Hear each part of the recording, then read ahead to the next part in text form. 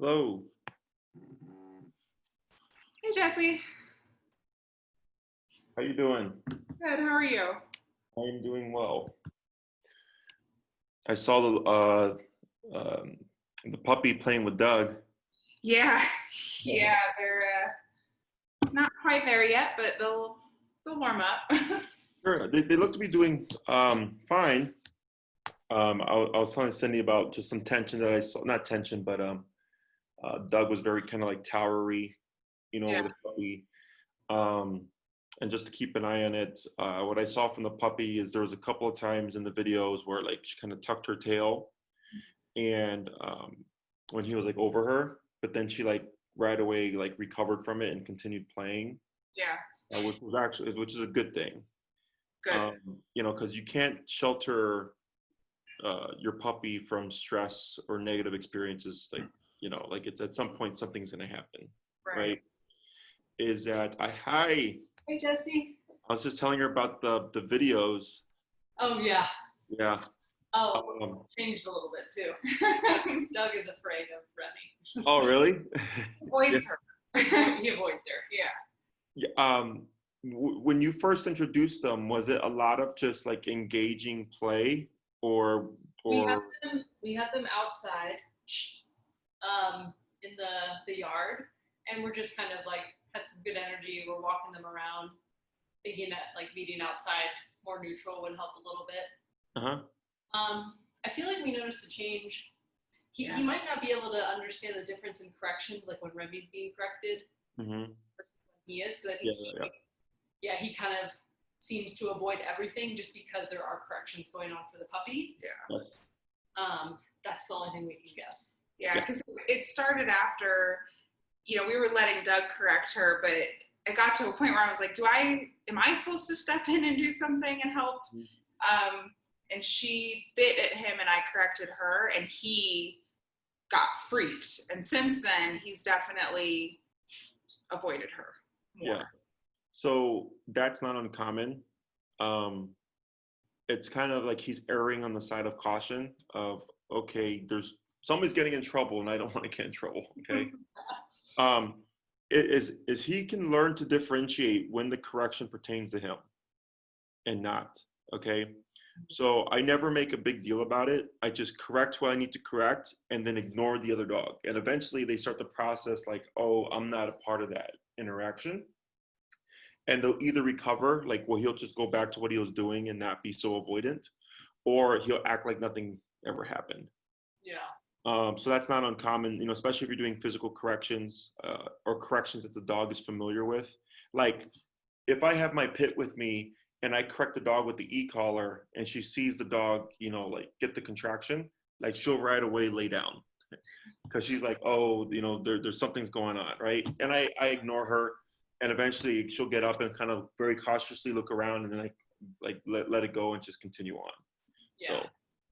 So, too, because the corrections for Remy outside of the pet corrector are the sounds and the physical touch. mm-hmm. And I think at one point I was using the sounds a lot, like the very similar Caesar sounds with Mm-hmm. Doug a while back. Mm-hmm. I don't do that with him as much anymore, just because we have the e-collar. Mm-hmm. And he definitely is more obedient, like indoors, where he has a lot less distractions. Right. But I think he knows the sound, and yes. It's that, yeah. But he definitely tries to avoid it. Should I let him avoid it, or should I try to keep him in the center where the action is? I would observe what he does. So if he goes out, but then like turns around and observes, like I would just let him be. Okay. If it's like he just books it and he's like, bye, I'm gonna go in the kitchen or whatever, then I'd get him and bring him back in. I wouldn't talk to him. I wouldn't try to console him, but I'll just bring him back in. And you might see like he might be like kind of pulling away as you bring him in. I just keep moving. Because people then when they feel that they stop and they go, oh, like it's okay, come on, let's go, right? Going to play. I just keep moving the dog, bring him into the area. And then if I let him go and he continues to try to retreat, then I might place him in a sit using my hands and keep repeating till eventually he figures out like I can't get out of this situation. Yeah. I don't think it's gonna cause any extra tension or anything like that.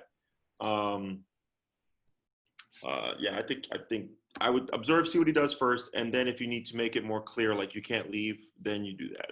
Okay. Yeah. Um, When they do play, though, they're definitely like you saw. That's what it looks like. Yeah. yeah. And then what gets tricky is, like, let's say with the towering behavior, if you correct Doug, it will then dissuade him of wanting to engage, right? Because it's not just fun and games anymore. Now it's like fun, but now there's rules, Yeah. which is just part of the process. And how long are you there, Sydney? Don't know. Weeks. Yeah, a few weeks. A month. Okay. Yeah. Because the recovery time, like, I don't know what it would be. Like, I never know. It's just up to the dog. But if you're going to be there for a bit, like, and you have to correct them for certain things, he will have more opportunities to understand that you're just disagreeing with part of what he's doing and that he doesn't need to disengage entirely. But the most common thing for a dog when you apply discipline and stuff like that is to just not want anything to do with it. So. Well, thank you for that insight. We were like, Yeah. what's up with Doug? Do we help? How do we help him do this or not? Yeah. No. With the puppy playing with Doug, I would watch for if it's playing, it's going fine, but then the puppy looks to be overbearing for Doug, then you step in to correct. Okay. So the whole let dogs correct dogs or puppies, it's not that I have a problem with it. It's just if the person doesn't know their dog well enough or they have not had the dog long enough, is they don't know how their dog's actually going to address the situation, right? So then it's like, well, if you don't know your dog that well, you just handle the corrections yourselves. So that, because for a dog, let's say the puppy's just nipping at their jowl, and you're like, oh, whatever. If the dog corrects, it's probably going to be a minor correction, which would be technically correct.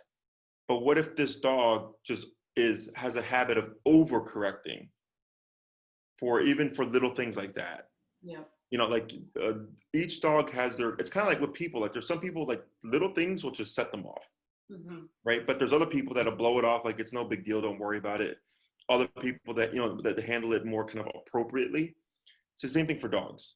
So if you've had Doug long enough, you've known him long enough, you've seen him correct long enough, where you go like, yeah, like he's pretty good, then I'm not too worried about it. Yeah, sure. If you've not, then that's where things get a little tricky. Yeah. But I always tell owners that think of dogs as little 3 to 4 year old children, and they're not responsible for correcting each other, right? If something happens, talk to a parent, talk to an adult, right? Same thing for the dogs. Even though the puppy is, it's just 10, 11 weeks now, she has learning capacity of a 3 to 4 year old child. So, and Doug is a 3 to 4 year old child. So, even though he's older, I still treat them as 2, 3 to 4 year old kids. And if they start to get out of line, I'm going to correct so that they don't think that they have to do that themselves. So like my pit bull, I remember I took her to the dog park a long time ago, and a puppy they were playing, and then she was done. But the puppy kept pursuing her. So instead of, like, she started to curl her lip, and then finally she's like, you're not getting it. Instead of correcting the puppy, she actually went to me, and I corrected the puppy. Okay, even though I didn't know the dog, I corrected it. And then the owner was on their phone, and he's like, because the puppy yelped, like I did the Caesar correction. And then he's like, what happened? I'm like, well, they were playing, but then your puppy just doesn't have a boundary. Like he just kept wanting to play. And my dog was uncomfortable. So I was like, so I corrected your puppy. And he was like, well, what did you do? I was like, I did the Caesar Milan touch. And he was like, oh, okay. And just walked away, right? And I've had other people, because I have no problem correcting people's dogs. Because if they correct each other, they correct with teeth, and it becomes a potential fight. Right? So even if I've had people respond negatively where they're like, what the F did you do my dog? And I was like, well, I prevented a dog fight potentially. Yeah. You're welcome. Yeah. So if you ever see anything and you're not sure if you should correct it, I would say go with your judgment and correct it. Okay. And you're not gonna screw up your dog. You know, I think you screw them up by not giving boundaries, by not giving consequences, too much coddling, too much affection, because then the hierarchy is puppy up here and all the humans down here. And then later on, when you want to correct things, it's going to be a bigger problem. Yeah. Okay. So she's very tenacious. Like it took a while with Doug's corrections for her to get it. And she would keep coming back until he escalated to just like barking, like one loud bark at her face. Mm-hmm. And now she'll play, like she'll nip at his jowls. She stopped biting his legs and stopped trying to jump on top of him. But she's definitely like, she just keeps coming back. And Doug avoids her, especially in the house. Like if we're outside, it's better, but in the house, he doesn't want anything to do with her. So if she's pursuing him through the house, is that the point then we should be correcting her? And the moment you see Doug say, "I'm done with you," you correct her. Okay? To the point where she walks away from Doug. Okay. And like maybe she walks in the corner and she just sits in the corner like, what the hell was that all about? And you'll see Doug will become relaxed and be normal. He won't be avoidant. Okay. So there's a step before that though. Like Doug is now just weary of coming in, especially this room. Yes. Where they hang out. Mm-hmm. And it doesn't get to the point where he's kind of just in here and she keeps going at him because he's just already starting to avoid being in an area. Yes. So the way it happened in your case obviously was just she was just too much for Doug. But I had a case many years ago where they adopted a black lab, and within the first week the lab attacked the pit bull bad, like tore her up bad. And I show up and they had 2 Chihuahuas, the pit bull and the black lab. And the pit bull would not walk into any room that the lab was in. Like she would walk up to the threshold, see the lab and go, nope, and walk away. Okay. And the reason is he put such a beating on her that she's like, I'm not going to risk any conflict with you. Right. In your case, Doug's just annoyed to the point where he's like, I want to avoid this to an even higher degree and not walk in the room because I know what's going to happen. Okay. So to make him more comfortable, you could either just let it happen organically, where if you see the puppy going to him, and let's say he's just being like he's ignoring and she's like nipping him, right there, correct, because he's not engaging. He's like that adult that like the kid's yelling and it's just like, all right, kid, like, you know, I'll wait for your parent to handle you, right? Yeah. And he can be super patient, but everybody has a breaking point, right? And that's where dogs go to the next degree because they're like, you know what? I gave you 5 days of just avoidance and you still won't leave me alone. Yeah. Now I'm going to kick your ass. Okay. Yeah. He definitely started just with growls on day 1 and then escalated to like barking in her face and that's what stayed. Yeah. I have a question on that though. Maybe would it be helpful if we see Doug just kind of sitting there taking it and we want to go correct Remy to not use the sound but just use the physical correction on her to help him kind of? Yeah, you can bypass the sound. Chances are though, is he still going, like he's going to see the correction and go crap, right? Yeah, sure. But what you're doing, so when we talk about behavior and correcting, you want to think, do I want to control this or do I want to eliminate it? Okay. When you want to control, you need a word, you need a sound. Like, let's say the dog is barking at the window and you don't want to stop it because you like the security, you would say quiet, and then you would correct. And you empower the word quiet so the dog thinks, okay, I can bark, but as soon as I hear this word, I have to shut my mouth, otherwise correction is going to happen, right? That's control. You want to eliminate, same scenario. My dog barks out the window all day. I don't want it because it's not necessary. Then you would just correct as soon as the dog begins the behavior, so there's no warning. So the dog just thinks, if I want to avoid the correction, I don't do the behavior. Right. Okay. So for her, what you're trying to teach her is it's not that she's going to learn don't engage with Doug. She will decipher don't annoy Doug. And then when Doug comes over to engage, we can play, we can engage, no problem. But the moment he stops, then I need to stop. Okay. And it's going to take a little bit for her because it takes repetition. It takes her testing things and then kind of processing. I thought about not bothering Doug. Nothing happened. But as soon as I went to bother him and he didn't engage, something happened. Okay. So that would take time. But regardless if you use the sound or not, that's what I'm thinking about. Is I would want a teacher to respect Doug's space and put it more so in his control. So if he wants to engage with her, he will, because he's the adult. Yeah. Right. He's the senior, so I go by what he's wanting, but Okay. I'm setting the rules. Okay. Okay. So simple when you put it that way. Yeah, it is. We're like, what do we do? I look at it's we're not that different from dogs, in my opinion, other than we have an imagination, we have a complex language, and we see past, present, future. Okay. The dogs are just present. They don't imagine things, like in the sense of like, I'm going to terrorize Doug today. And there are 3 to 4 year old kids. Like if you look at the behaviors and what they do, like they're like, yeah, this is a little kid. So then when you treat them the same, but not like baby them, then it's a lot easier. Like when puppies jump on people, I say, would you let a 3 to 4 year old kid jump on a person? They go, no. I'm like, then why do you let your puppy? Totally. When dogs bark at the guests and they come in, some people ignore it, and I'm like, would you let your 3 to 4 year old kid scream at your guest? And they go, no. I'm like, why do you let your dog? Yeah. So we're not that different, other than they're primal. We have a gray area. We care. We don't want to hurt. We don't want to like screw things up. But I was telling the client earlier, I was like, dogs don't read books on how to raise puppies. Right. Like humans are the ones that go out and buy books. How do you raise a kid? Right. And how do you raise a puppy? Yeah. Yeah. It's very instinctual. It's very simple.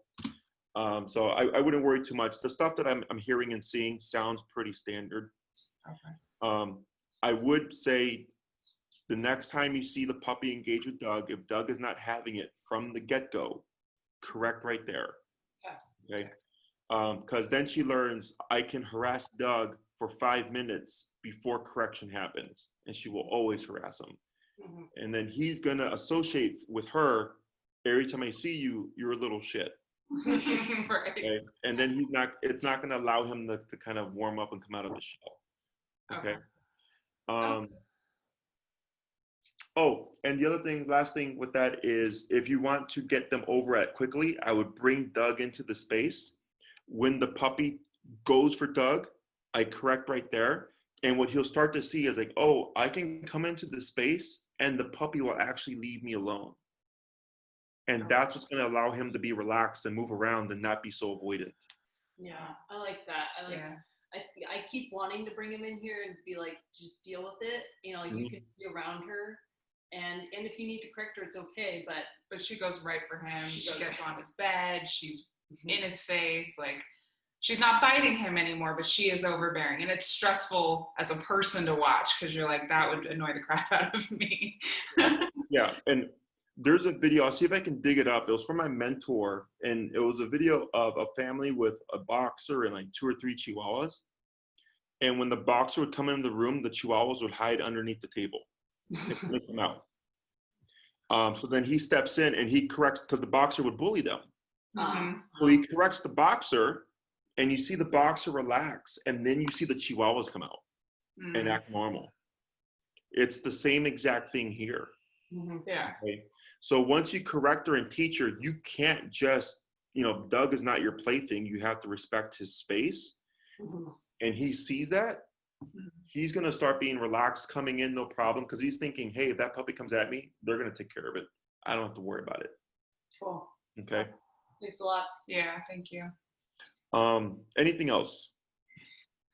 The crate thing worked well. We found a treat a high reward treat that she really likes. And so now when she sees it, she takes a little coaxing to like get into the room, but when she's in the room and she knows she's going to get the treat, she'll jump right in and she's fine. Good. Sheer whining has gone down, especially with Doug. Even with Doug here, like, she doesn't whine when she goes in her crate. The only time she does is after she eats. Okay. She whines a lot. She stopped like the loud shrieking, but I can still hear her whimpering in there. It's always after she eats. So what it is she's probably running in there, and she's so focused on the food, right, or a treat or what have you, that once it's done, her brain processes like, oh crap, I'm in that cage. Mm-hmm. So it's like she's so focused that she doesn't understand how she got in there. Okay. That's how I would interpret it. Okay. You can correct that too. Okay. Okay. So like now that you're doing the physical corrections, you have more gray area. So like if I have a client that's not doing any aversives with their puppy, I'll tell them, ignore them. Don't even come in and say, shut up. Don't do any of that stuff. Because if the puppy, how do you say, not that they're stubborn, but since it's just a sound, it doesn't really mean anything to them, that they'll go, oh, you came in here and you gave me attention, right? But when it's physical and you come like, hey, puppy, yeah, you can be a brat and whine, but there's going to be a physical correction. That is a bigger deterrent that I'm not worried about. Is the puppy going to pick up? If I whine long enough, they'll come in and give me attention. Okay. I play that by ear. If you feel like it's just progressively getting better, then you can leave it as is. If you're thinking like, no, I'd rather just nip this in the bud, then you can go in, and after she's done eating and you hear her whining, I go in, correct, close the kennel, leave. She's quiet. I go about what I was doing. She starts whining again. I go in, correct firmer, close the gate, repeat. And then remembering how firm I corrected the last time that got the puppy to quiet down. Okay, and I've corrected some puppies very firmly, like very, very firmly, because you got to remember they bite each other, right? So don't be discouraged, or don't be like, I don't want to say confused, but if you're like, man, that was a firm correction, and she's still like being a brat, because she's meant to be bitten. Yeah. Right. So that's what you're trying to get across, but it's difficult for if you're just using your hands and stuff. Started watching her like recovery time after the corrections, because her corrections are pretty strong. Yeah. Mm-hmm. She'll get it. Like she will just bounce back and be like, oh, that was the one. But she doesn't kind of sulk in it or anything. Yeah. But And, going forward, that's her personality type, right? So that's how they part of how they determine a more dominant puppy is like, if a puppy's like wanting to engage with the mother, right? And let's say all the other puppies take one correction, but one puppy takes 3 to 4, that's the one. Because it took more to shut them down. Yeah. Right. So once I recognize that, I always opt for firmer right off the bat. It'll make your life easier, because once she turns 6 months and a year, now she's big, and those corrections you're trying to take advantage of right now, that she's very you're easy to influence. She's very small, so you can use that to your advantage. So if you get her to the point where you correct her and she actually looks timid and she goes, crap, like that was unpleasant, I personally am wanting that, because then she's going to go, I don't want to screw with you. Okay. Right. I don't want to hurt the puppy. I don't want to be mean to the puppy. But if I don't have a very confident personality, if I get that done now, it makes my life easier in the future when the puppy's an adult. Okay. That's definitely Remy. I mean, she takes a couple times before she's like, oh, you're serious. Yeah. She'll come back for more. Yeah. So don't be discouraged. If she looks timid, if she like that means good. It means it registered. Yeah. Anything else? The leash worked getting her out, and she's actually much better now, just knowing that she's got to go outside.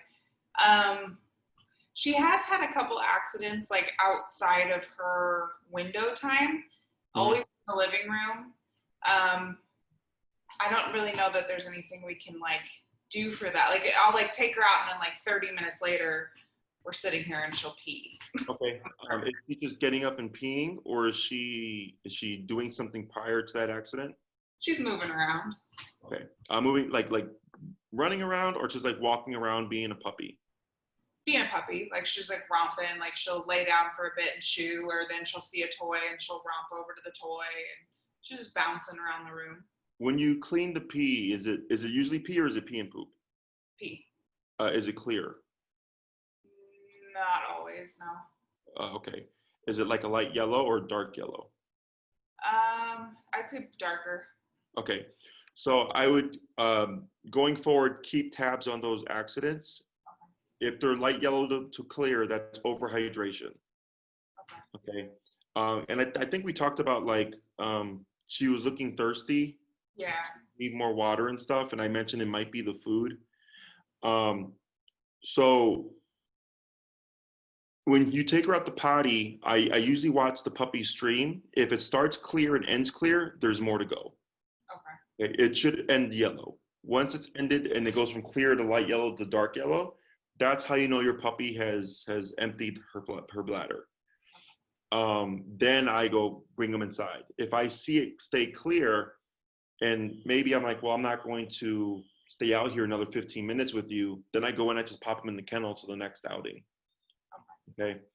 There's no right or wrong. It's just trying to figure out what's going to work best. Okay. Okay.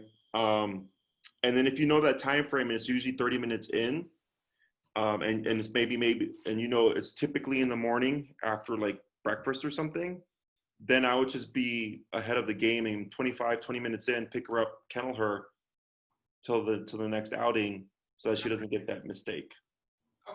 Okay. Okay. Anything else? The only other thing I wanted to ask about was walking her. So we did what you said and literally just put the leash and the collar on. She's much more comfortable with them now, and I just walked. And I think for most of the week, it was like the first block, I'm literally just walking and dragging her because she's not wanting to go. And then she gets it and she'll walk. Mm-hmm. It helped having Doug. She wants to be the dog in front and walk with me, and Doug behind her. Okay. But she's started to now, like, she knows where home is. And so now, like, she'll typically stay with me. But now when we start getting close to home, she pulls a bit. So I didn't know if, like, at her age, she's only 10 weeks. Like, should I just continue to walk and, like, we'll cross those bridges when she's bigger? Yeah, so I typically wait 6 months before I do the big boy, big girl training. Okay. So the pulling, the leash pulling, as long as it's not terrible where it's constant and she's just putting constant pressure on her trachea, I'm not worried about it. It's not that a puppy her age can't be taught to walk that well. It's just the average dog owner is not going to have the skill to get the puppy to walk that well. Right. Okay? So when she's 6 months and you can use either prong collar, or if you decide to do e-collar, now you have tools that give you more leverage that allow you to actually get that degree of attention and leash walking. Okay. So for pups, it's real basic stuff. Like that's why, like, I was telling all my new puppy owners, focus on separation anxiety, focus on the crate training, the potty training, because that's the stuff that needs to get done. Obedient stuff we'll touch on and we'll cover it. But I've had people not train their dogs for 5 years, and I still get them to the same level of reliability as another dog that did have training. Okay. So I would, just for the way back, is she pulling because she's excited to go home, or is she pulling because it's been a long walk and she's hot? I think she's excited to go home. It's when she knows where she is and she starts to get like, I want to go, and get back to the house. Okay. It's also hot. It is hot, but she does it, even in the evening when it's cool. Sure. Okay. Is your neighborhood quiet, or is there like traffic and stuff? No, it's fairly quiet. There's a lot of dogs that, she can hear, but it's quiet, not a lot of cars. Is there any place near you where there's a bit more traffic? Yes. Mm-hmm. I would suggest you start walking her over there. Okay. Okay. So we're so used to traffic and noises that it doesn't bother us. But a few of the puppies that were coming to my daycare, I could tell, because of quarantine, that people weren't walking them. Because when we took them out for the pack walks, they would start shuddering whenever they would hear cars and like the overpass and stuff. And then by the 4th to 5th walk, they were over it and they were trucking along, no problem. Is you want to expose her to that stuff now, Okay. because she's got a good recovery time, as opposed to later on when she's thinking life is just quiet with the occasional dog barking in the background, and then all of a sudden it's like traffic, and that'll be a pain in the butt to fix. Okay. And then same thing, if you see her like shuddering and like crouching to the ground, like, oh my God, what's going on? Just keep moving. Eventually she'll get over it, and then you can give her breaks of quiet neighborhood, busy neighborhood, quiet neighborhood, busy neighborhood, just kind of exposing. So eventually you can just keep her in a busy area for a longer period of time and she's fine. Okay. Okay. Yeah. Cool. Anything else? No, I think that was all my questions. Actually, I mean, she's doing, on all accounts, she's a really good dog. She's doing well. And now that she's been corrected by humans and dogs with the nipping, it's a little less frequent. Expect that around the 6-month mark, it's going to pick up again. Okay. Because she's going to be teething. Okay. Okay. And this is a constant thing when, with the puppy, just like with kids, like you have to constantly correct them for the same thing. Same thing for the puppy. But eventually, when she matures, your corrections become less and less and less. But I'll correct my dogs on occasion, like once a month for something that they've been corrected for before. But it's a dog at the end of the day, so it's like whatever. Right. Okay. All righty. So I think we're going to cover the food-based training, correct? Yeah. Yep. She's hungry. She knows her food's out. Okay. Let's put it. And you've been doing stuff with her, correct? Already, correct? Yeah, she's pretty good with, following it. And we've been just basic, like, sitting down, laying down. I've tried to have her like follow around my ankles and walk with me with it. Okay. Yeah. Show me, aside from the ankle thing, show me what you've been doing with her. Okay.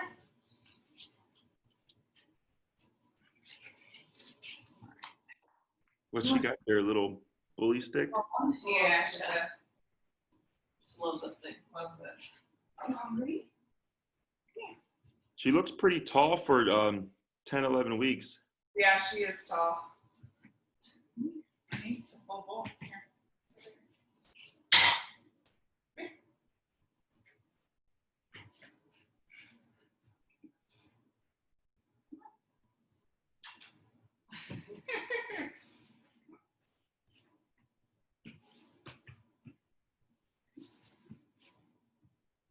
Good.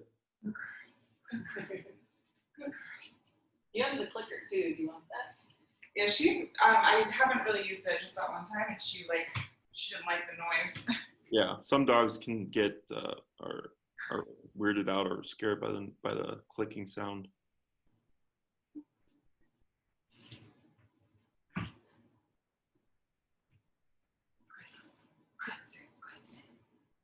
Yeah, so I mean things like that, and then I'll walk around and use words. I know she doesn't really get that right now, but I figured if she heard heel and she got a treat, she would start to associate it. That's the hope, but that doesn't work. It doesn't work. No, yeah. So that's a more how do you say, loaded question. So we won't worry about that. It doesn't hurt if you do it, okay?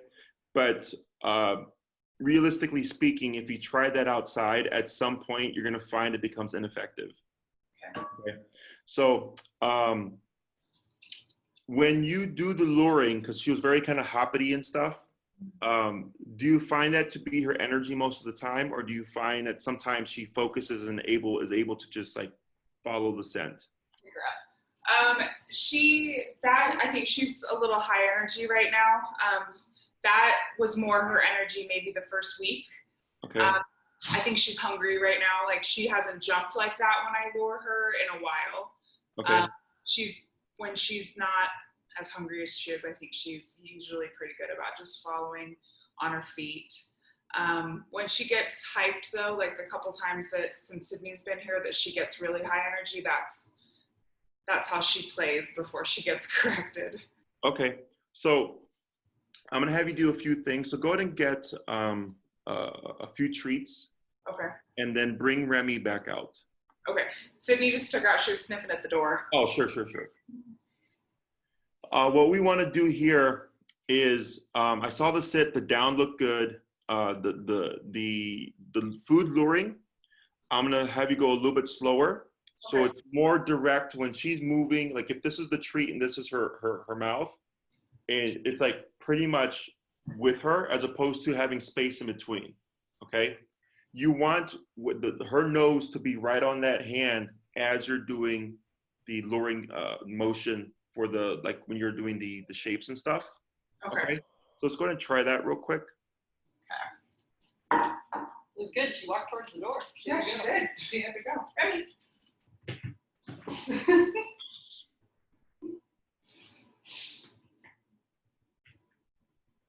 There you go. And then go ahead and pull up for that sit. Good. And then back to her nose. And the other thing I'm gonna have you do is, you see how she's in a sitting position? Yeah. Where she was, is go ahead and slowly pull your hand back so she follows. Back from her like this. Yes, feet right there. Okay, so it's a little thing, but what we're doing here is you're teaching her, you're giving her options for the reward. Okay, she can either follow the lure and she'll get it at some point. She can sit or she can lay down. But what happens is people reward the sit so much that the puppy will get locked up and not leave the sitting position. So when you do the lure like this, you're teaching her to stand is another option to getting reward, to prevent her from sitting, because then next thing you know, your puppy is sitting for everything. Okay? And it's a good thing, but it's a bad thing, because then they don't think outside the box of like, what else can I do to get me a reward, right? So here, while she's in a down, same thing, bring a treat to her nose, put her in a down, and then slowly pull your hand back to the nose, and then slowly back, and feed right there. Good job. Right? So you're teaching her that not just going into the down or the sitting position, but also coming up and standing is another option to get a treat. Okay? I don't want her to get locked up, and I'm trying to teach her to start thinking and like kind of thinking outside the box. Mm-hmm. And this is real standard puppy stuff. It's nothing amazing, you know, like don't think like, you know, if you teach the down, your dog will lay down for like 3 hours and not move. That's more advanced stuff, okay? But let's say you have a son, correct? Yeah. Let's say your son decided like, I want to start teaching Remy tricks, right? Is you're teaching a foundation now that would make that easier in the future for him to teach more complex tricks if you wanted to do it for fun. Right. Okay? You're just teaching her how to think and troubleshoot through things. So you've added some words to this, to the commands. Yeah, like just when she does it, when she sits, I say sit, and then I give her the treat. Okay. So I can show you what I did. Sure.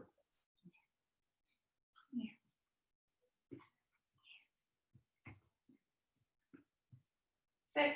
Good sit. Now, so you're responding to her starting to put her butt down, correct? Yeah, when she's down. Okay, so we're going to reverse that. Okay. What you're going to do is you're going to lure like you were, and then when you're ready, you're going to say sit and immediately pull up afterwards. Okay? So it's the cue, then the pull up, and then the motion, then the reward. Okay. Okay? Soggy. Yeah. Well, they're softer. She'll eat them quicker. Remy, come.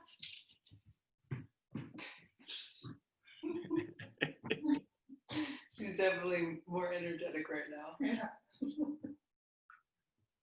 Sit. Good.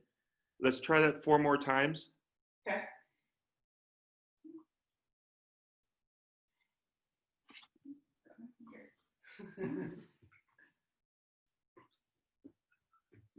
Sit. Good.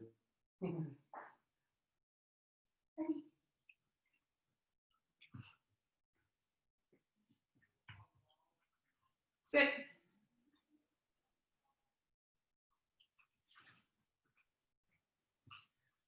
Sit.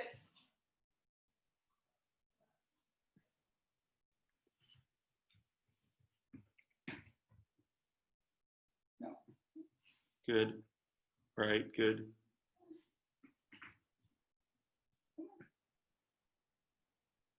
Sit. Very good. So we're gonna do the same thing, but now we're gonna add, once you cue the sit, you reload your treat back to the nose. Ideally, she's still in position. Okay. And you're going to slowly pull back to get Remy to stand. Okay. Right when you see her about to stand, I'm gonna have you say the word break. Okay. Okay. So in more advanced training, sit means put your butt down, don't move until I give you permission. Break is then the permission of now you're done, you can get up and move freely. Okay. So right now you're just teaching the motion. It's nothing like she's not going to sit there and wait 5 minutes, right? You have a very small window. And we're going to start to build that to where it sits and she holds it for a longer period of time. But there has to be a clear end to that exercise. Otherwise, she'll just randomly get up and go, was this long enough? Mm-hmm. Okay. So you're going to lure, give the sit cue. She does so. Feed, reload real quick. Back to the nose, slowly pull back and say break when she stands. Okay.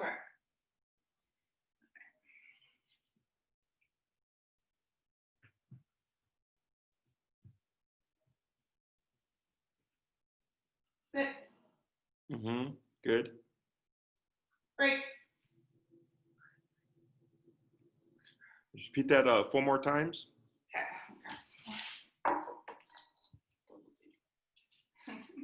Ready, come.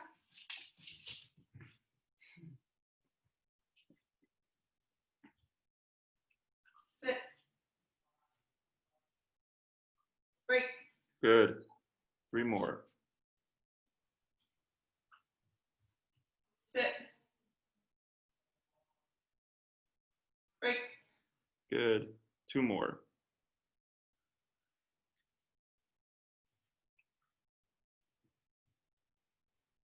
Sit. Break. Good. And last one.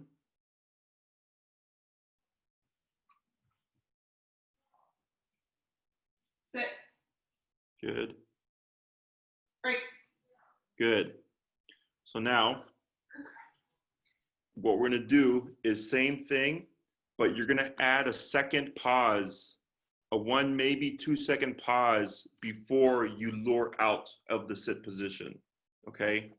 So once you lure her into the sit, you're going to feed, reload, and just hold, and then bring it back to nose and then pull away.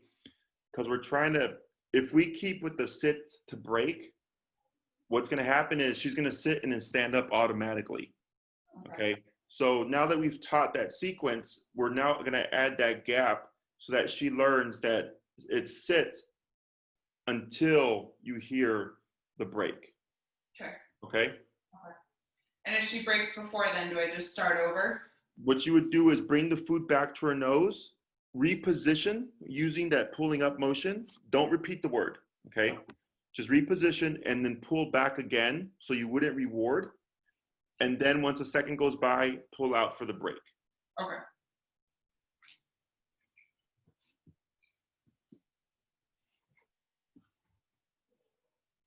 Sit. Good. To the nose. Break. Up. Oh, she got it. So right there, you see how she started to lay down? Yeah. So there you would lure, like right there, if Yeah. that was the sit, you would lure her back into the sitting position. Yep, and then pull away. And now pull back and break like that. Okay. So if in training, sit and down are very black and white. You know, one position is like this, the other position is like this, right? Is that if she shifts positions, even if it's standing or laying down, you want to correct to make it very clear to her that sit is this one body posture, okay? Okay.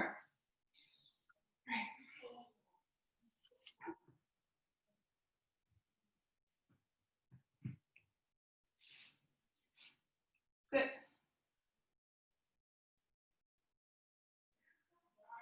Break. Good.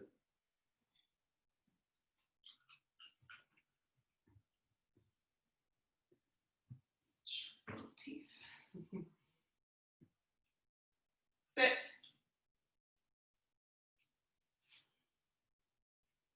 Break. Good. Let's try for 2 more. Okay.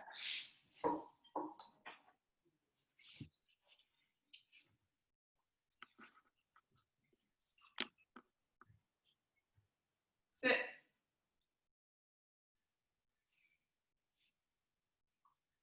Break. Good.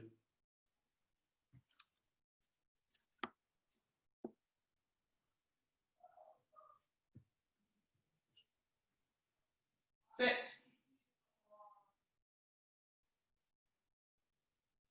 Break. Good. So now,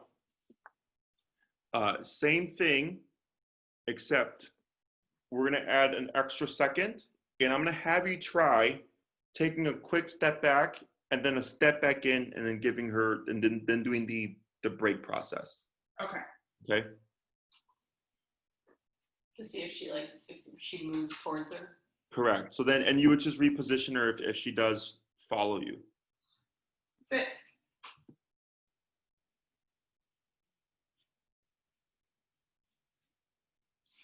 Break. Good. Let's try 4 more just like that. That was perfect. You're so smart. There's food. Sit.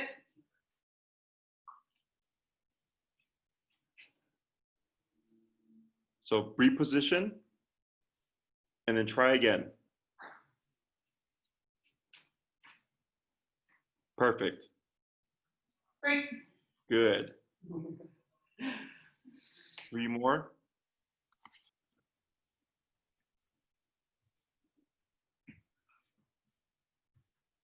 Sit.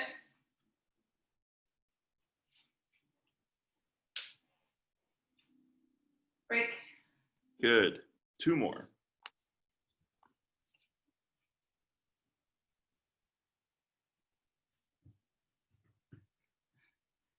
Sit. Good. And reposition. Yep. Good. Break. Good. And last one. She's so cute. She is. She's a good looking pitty. She is. Sit.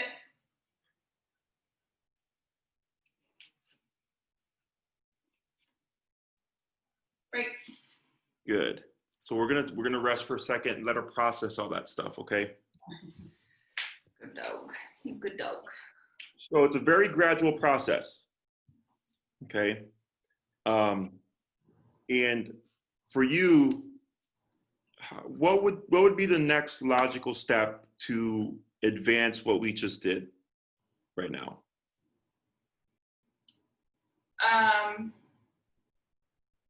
I don't know, maybe like applying that when we're walking or outside of the house. Is that what you mean? Well, that would be like a realistic application, right? But let's say you're training Remy, and because you went from sit to sit and hold it for a second and don't move when I move and come back, right? Yeah. Within that kind of context, what would be the next thing you think would be done to kind of advance it? Probably lengthening the time or the distance that you're moving away from her. Right. And having her.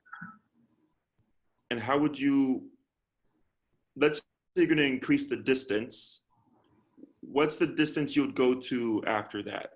Is it right there?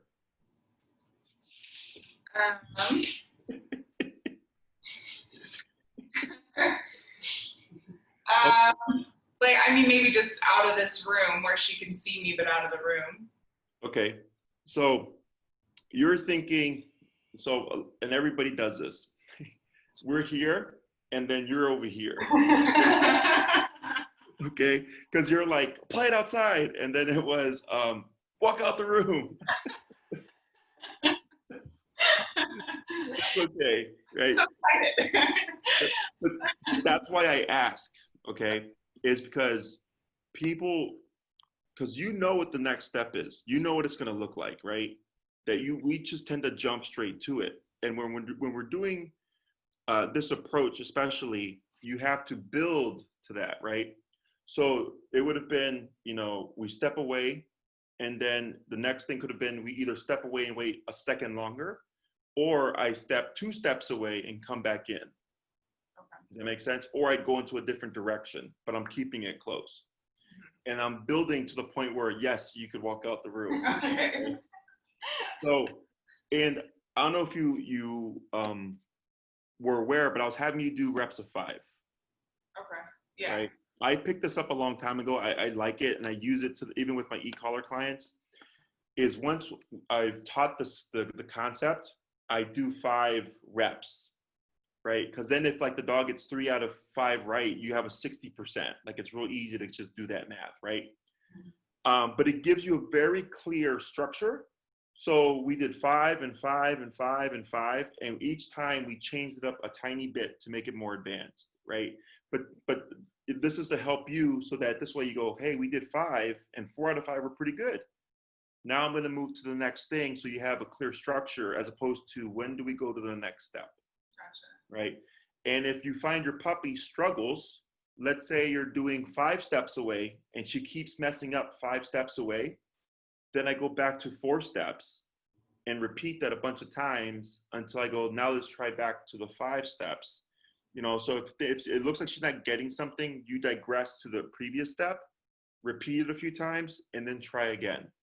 Okay? If it looks like she's not going to get it or she's getting frustrated, I'll switch to something stupid easy that I know she knows, do a few things of that, and then end it. Okay? Because if you keep pushing for the end result and your puppy's not getting and gets frustrated, it's not fun. Right. And then she's going to lose interest. And then next thing you know, she sees you pull out the treats and she walks away. Okay? We want the puppy to come running like, hey, what are we going to do today? When we do sessions, I typically keep them short, 3 to 5 minutes in the beginning, and then I build it. And you'll find, you'll kind of figure your puppy's attention span. So if it's like she's able to do 8 minutes, I'd stop at 6 minutes. Okay, so that she's left wanting more. We're not building to the point of frustration. It's not as fun anymore. And this way, every time you pull something out for her, she's ready to engage. Okay. And everything's gradual. So like when you said the outside stuff, okay, it's not that you can't apply it outside yet. You can go ahead and do that. But I'm thinking, that since you're going to a different setting, you kind of want to reset the standard to 0 or 1, if you will. So let's say in the house, you can say sit and she'll do it, right? But there's nothing in the house. But as soon as you go outside, people think sit, but now you're outside. And there's so much more that instead of giving the cue, I go back with the food, assuming you're probably not going to do it. So let me use the food, give the cue, so now I have something to make her go into the position and I can feed her. And she's probably going to stand up right away. I'm not worried about that. So because we have a different scenario that you're kind of having to do what you did in there, but outside. Okay. Questions so far? Nope. So what you did right there, I'm going to have you try the same thing, but I'm going to have you do it with the downs. Okay. So you're going to give the down command. You're not going to repeat it. And when you bring the treat down, keep it here so that she goes down with it. Okay. I'm going to have you refrain from doing the tap to get her to lay down. Okay. I'm going to have you use the food to try to bring her down, to see if she'll figure that part out. It'll make it easier for her to down more instantaneously than if you do the taps. Okay. Okay. All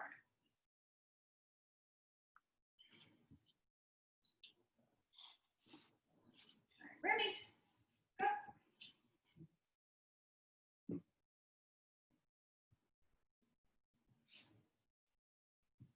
That was good. Great.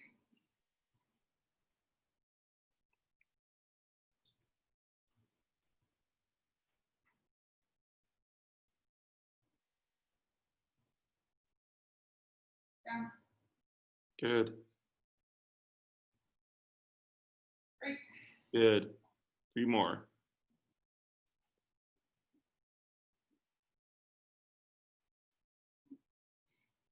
Down. Good. Great. Good.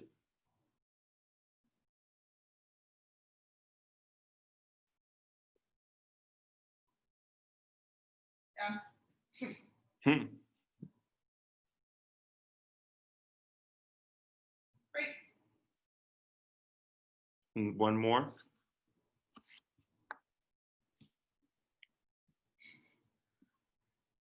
Down. Very good. Great. Excellent.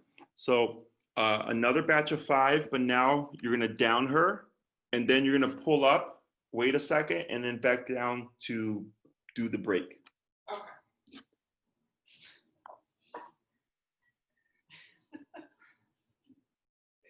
So cute. You're so cute.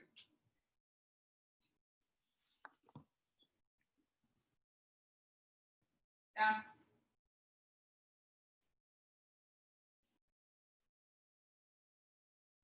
Very good. Yep. To the nose. There you go. Good.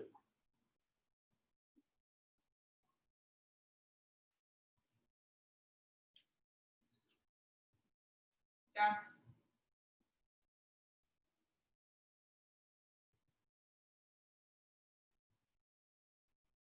Great. Good.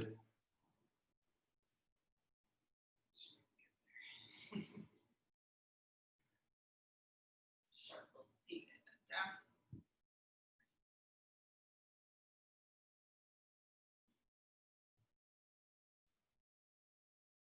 Great.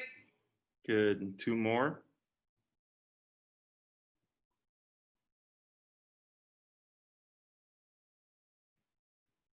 Down.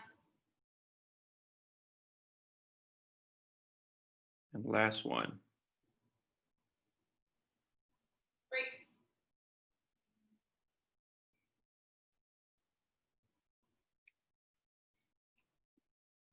Down.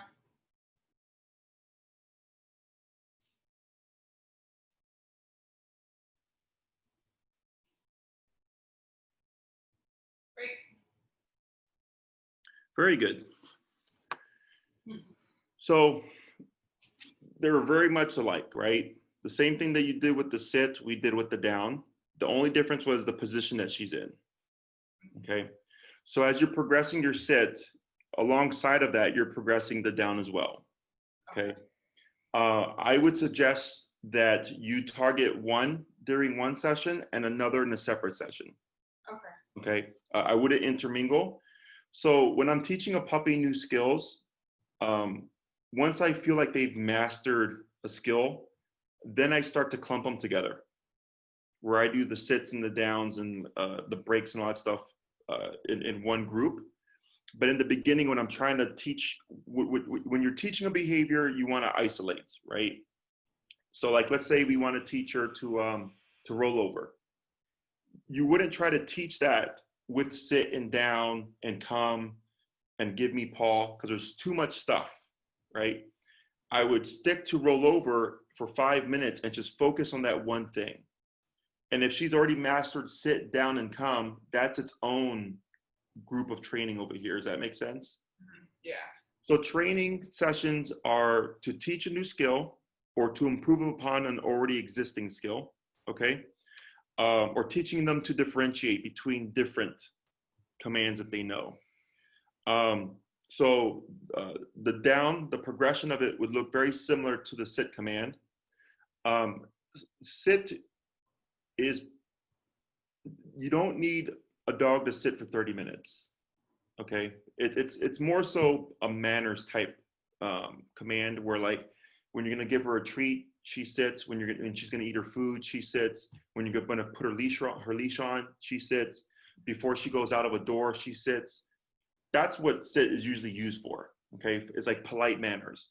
The down command is what, in the future, where it's like, okay, we're gonna go to a restaurant patio. We want to take Remy down. You're not gonna move, and we can enjoy our brunch, our dinner outside.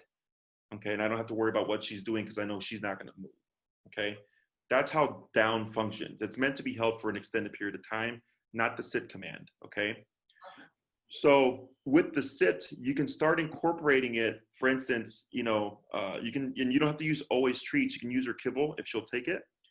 Is if you're gonna take her out for a walk and she's like jumping for the leash, you bring your kibble out, have her sit, give a quick little reward, leash her up, another reward, break, and then walk outside.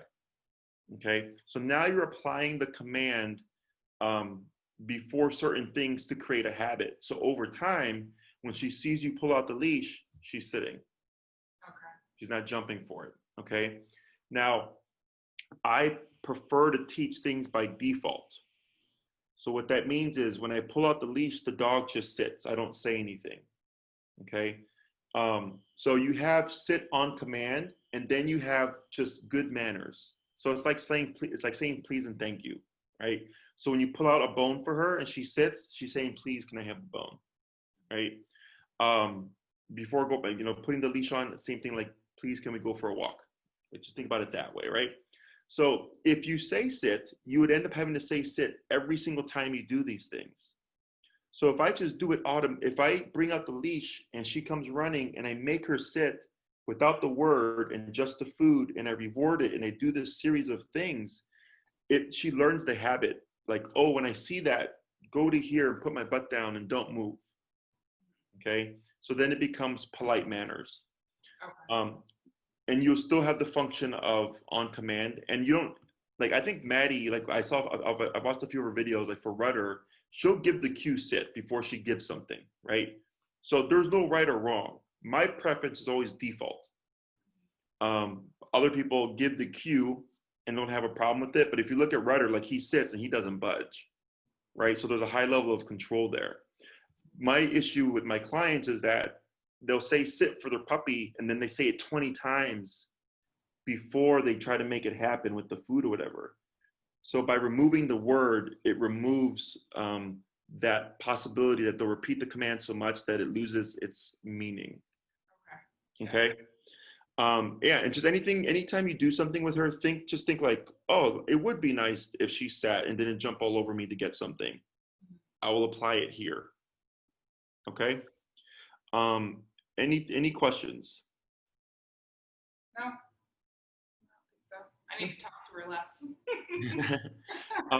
She did really good. She's very attentive. She got good food drive, so that was all good. She was following your hand well, so that was good. That was good too. So focus on your exercises, and then if you see anything, because sometimes I'll be training a puppy, and they'll do something completely off topic, right? I wasn't planning on teaching, but I'll like it, and I'm gonna feed that.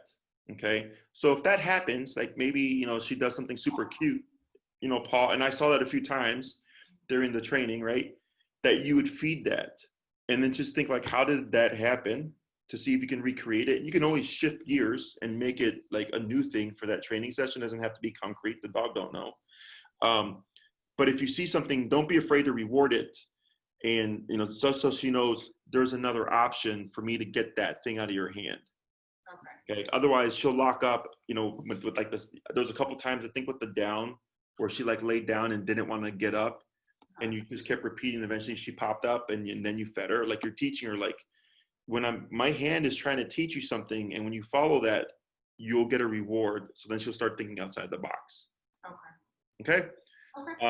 So that was really good. And then, feel free to teach her more stuff. Like, I can always pop in after something you've taught her and figure out what you're doing. So. Okay. Cool. Okay. Yeah. Anything else? No, it's good talking with you, Jesse. It's great. Yeah, it was fun. You know, we're gonna be there next week. I'll be here. All right, yeah. Come on by. I wish so much that I could have had some more one-on-ones with you with Doug and his e-collar before we left. But I have over the last few months, I've definitely have decreased the use of it. Like he picks up on the things that I want to correct in him.